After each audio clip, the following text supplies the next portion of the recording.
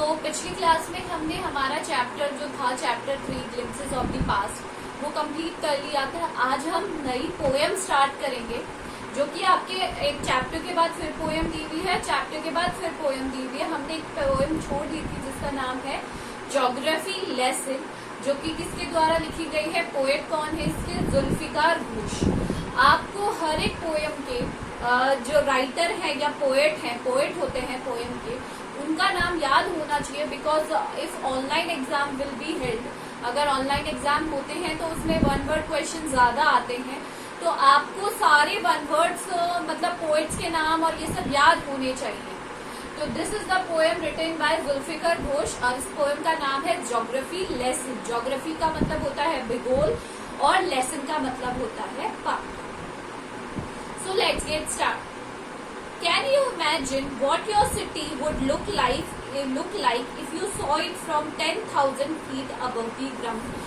आप लोगों में से बहुत सारे लोग प्लेन में बैठे होंगे, कई बार बैठे होंगे, और आपने जब नीचे देखा होगा, जब प्लेन एक ऊंचाई पर पहुंचता है, या फिर आप लोगों में से बहुत सारे लोगों ने पैराग्लाइडिंग वगैरह करी होगी, तो आप एक लेवल से जब मतलब 10,000 मील ऊपर से जब धरती को देखते हो तो कैसा फील होता है आपको।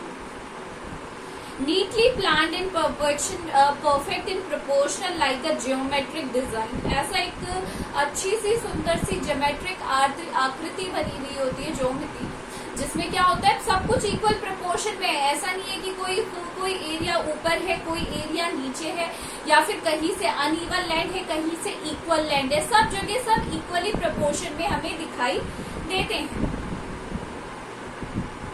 It would like strike you as something very different, which is actually is why you are thick of it. इसमें यहाँ ये कहा जा रहा है कि आप लोगों को ये समझना होगा कि जब हम ऊपर से किसी चीज को देखते हैं तो वो सारी इक्वल नजर आती है, कहीं से भी ज्यादा नहीं होता है, सब कुछ क्या होता है, एकदम इक्वल होता है। तो सबसे पहले हम पैराग्राफ फर्स्ट से स्टार्ट करेंगे। When the jet sprang into the sky, hard word साथ करते जाएंगे। सबसे पहला है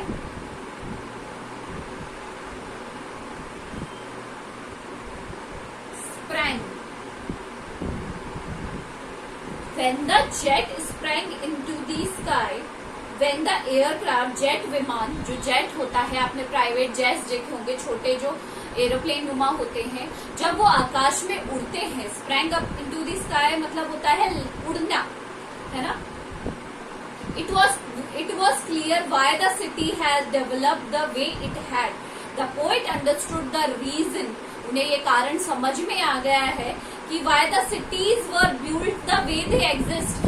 क्यों, किस तरीके से जो ये सिटियां बनाई गई हैं, ये शहर बनाए गए हैं, इनकी आकृति इस तरीके से क्यों है, या फिर ये जिस तरीके से बसी हुई है वो सब इस तरीके से क्यों है, क्या कारण है इनके पीछे।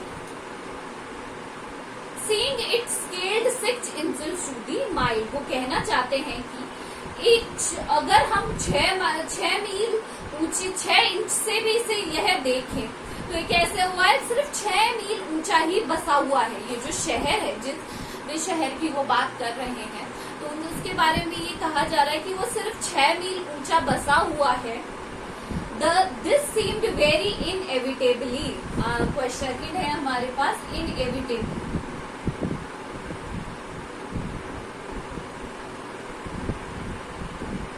इनएविटेबिलिटी का मतलब होता है कि किसी भी रीजन को हम अवॉइड नहीं कर सके, जिस भी चीज को या कोई भी कारण हो जिसे हम क्या नहीं कर सकते हैं, अवॉइड नहीं कर सकते हैं, inevitably. About what on ground had looked haphazard, haphazard लिखिए, हैब्सर्ड मतलब होता है अनऑर्गेनाइज या अनप्लान। हैब्सर्ड अनप्लान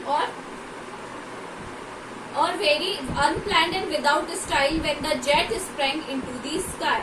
तो यहाँ पर कहा गया है जमीन जो कि क्या है, अव्यवस्थित है, अनियोजित है, बिल्कुल भी अव्यवस्थित है। ऐसे ढंग से आपने देखा होगा कि सारे एरियाज नीचे लैंड होते हैं, कई एरियाज ऊपर होते हैं, कई एरियाज नीचे होते हैं। वरना किसी पद्धति का उनकी जो अभविष्यवक्ता होती है उसका क्या आभास कवि को हुआ है, उसका क्या हो जाता है, आभास किसे हो जाता है, कवि को हो जाता है। तो कवि यहाँ कहते हैं कि ये जो ऊंचाई पर ये जो नगर बसा हुआ है ये अनियोजित है, अव्यवस्थित है, इसकी कोई व्यवस्था इक्वली नहीं हुई है, पर फिर भी इसका जब हम ऊंचाई से देखते हैं तो सब कुछ इक्वल प्रपोर्शन में दिखाई जाता है, परफेक्ट दिखाया जाता है, बिल्कुल ठीक है।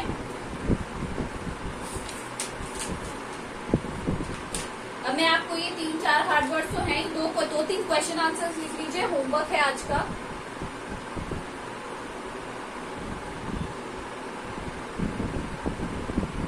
What was clear when the jet sprang into the sky? This is your question 1. ये क्या है आपका, क्वेश्चन 1 है। और क्वेश्चन नंबर 2 है आपका,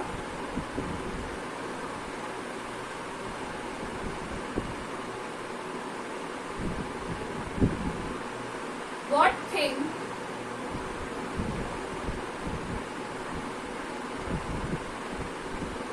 looked haphazard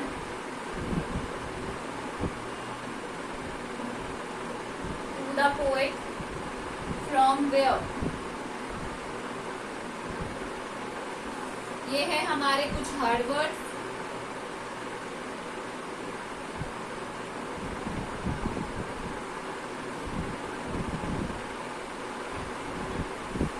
Today's homework is you have to do these 5 hard words and do these 2 questions in your copies. Tomorrow we will finish the poem. This is all for today. Thank you.